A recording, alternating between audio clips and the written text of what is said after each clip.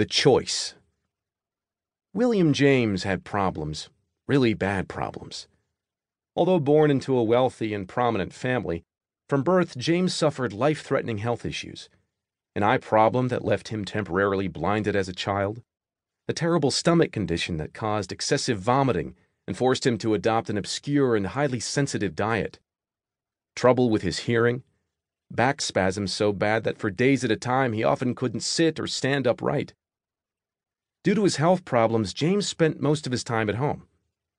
He didn't have many friends, and he wasn't particularly good at school. Instead, he passed the days painting. That was the only thing he liked, and the only thing he felt particularly good at. Unfortunately, nobody else thought he was good at it. When he grew to adulthood, nobody bought his work, and as the years dragged on, his father, a wealthy businessman, began ridiculing him for his laziness and his lack of talent. Meanwhile, his younger brother, Henry James, went on to become a world-renowned novelist. His sister, Alice James, made a good living as a writer as well. William was the family oddball, the black sheep. In a desperate attempt to salvage the young man's future, James's father used his business connections to get him admitted into Harvard Medical School. It was his last chance, his father told him. If he screwed this up, there was no hope for him. But James never felt at home or at peace at Harvard. Medicine never appealed to him. He spent the whole time feeling like a fake and a fraud. After all, if he couldn't overcome his own problems, how could he ever hope to have the energy to help others with theirs? After touring a psychiatric facility one day, James mused in his diary that he felt he had more in common with the patients than with the doctors. A few years went by, and again, to his father's disapproval, James dropped out of medical school. But rather than deal with the brunt of his father's wrath, he decided to get away. He signed up to join an anthropological expedition to the Amazon rainforest. That was in the 1860s, so transcontinental travel was difficult and dangerous. If you ever played the computer game Oregon Trail when you were a kid, it was kind of like that, with the dysentery and drowning oxen and everything. Anyway, James made it all the way to the Amazon, where the real adventure was to begin. Surprisingly, his fragile health held up that whole way. But once he finally made it, on the first day of the expedition, he promptly contracted smallpox and nearly died in the jungle. Then his back spasms returned, painful to the point of making James unable to walk.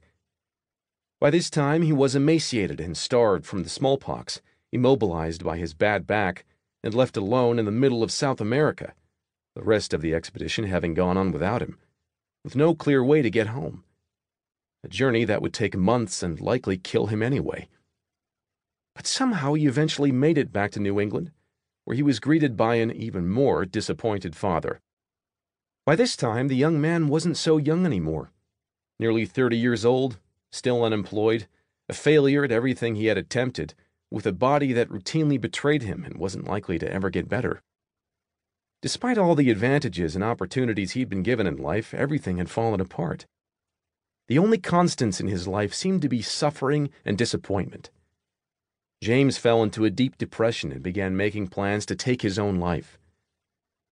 But one night, while reading lectures by the philosopher Charles Peirce, James decided to conduct a little experiment. In his diary, he wrote that he would spend 1 year believing that he was 100% responsible for everything that occurred in his life, no matter what. During this period, he would do everything in his power to change his circumstances, no matter the likelihood of failure. If nothing improved in that year, then it would be apparent that he was truly powerless to the circumstances around him, and that he would take his own life. The punchline? William James went on to become the father of American psychology. His work has been translated into a bazillion languages, and he's regarded as one of the most influential intellectuals and philosophers and psychologists of his generation. He would go on to teach at Harvard and would tour much of the United States and Europe giving lectures. He would marry and have 5 children, one of whom, Henry, would become a famous biographer and win a Pulitzer Prize.